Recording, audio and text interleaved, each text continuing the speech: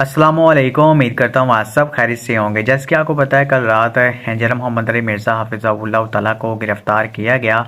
तो उन्हीं के हवाले से दो इस वक्त न्यूज़ सोशल मीडिया के ऊपर काफ़ी ज़्यादा वायरल हैं, जहाँ पर ये लोग कह रहे हैं कि इंजीनियर मोहम्मद अली मिर्ज़ा साहब को NCCIA की जानिब से गिरफ़्तार किया गया है। और दूसरी खबर ये है कि इंजीनियर साहब की अकेडमी को मुकम्मल तौर पर बंद कर दिया गया है। तो इन खबरों में क्या सच्चाई है, क्या हकीकत है, इंशाअल्लाह ताला इस वीडियो के अंदर मैं आपको बताऊंगा। देखें, पहली बात तो यह है कि इंजीनियर साहब को NCCIA की जानिब से गिरफ्तार नहीं किया गया, यानी कि नेशनल साइबर क्राइम एजेंसी जो है उनकी तरफ से गिरफ्तार नहीं किया गया। और इसकी कंफर्मेशन जो खुद मंसूर अली भाई ने चाहे वो NCCIA से जो उस वासे की है, ठीक है, उनसे रब्ता करके। तो ये तो पहले क्लियर कर लें कि उनको उस अदारे ने गिरफ्तार नहीं किया, बल्कि जेलम पुलिस की जानब से जाओ इंजीनियर साहब को गिरफ्तार किया गया है। अब दो चार चीजें मैं इसमें बता दूं कि पहली बात तो ये कि कल रात को एक फेक न्यूज जो है मैं एक दो वेबसाइट देख रहा था जिन्होंने ये चलाई कि जनाब national cyber crime investigation agency ने उन्हें गिरफ्तार किया है।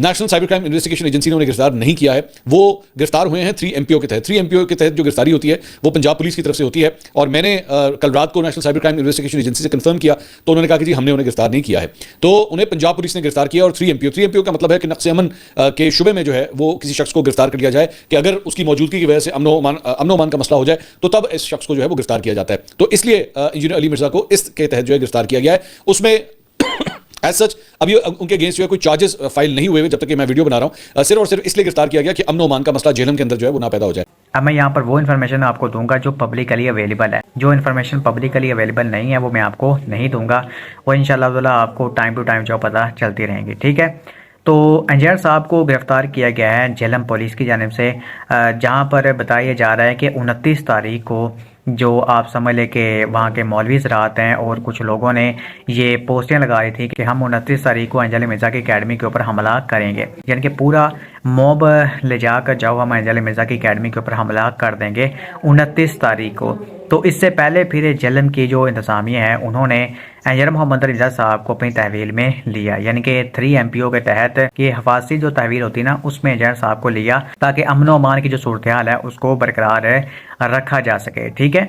अमन अमान की सूरत हाल को बरकरार रखने के लिए पंजाब पुलिस ने इंजीनियर मोहम्मद अली मिर्ज़ा साहब को अपनी तहवील में लिया है, ठीक है। और इसमें यह नहीं है कि इंजीनियर साहब के खिलाफ कोई FIR कटी है या फिर कोई आप समझ लें कि FIR होने के ऊपर इंजीनियर साहब को गिरफ्तार किया गया है।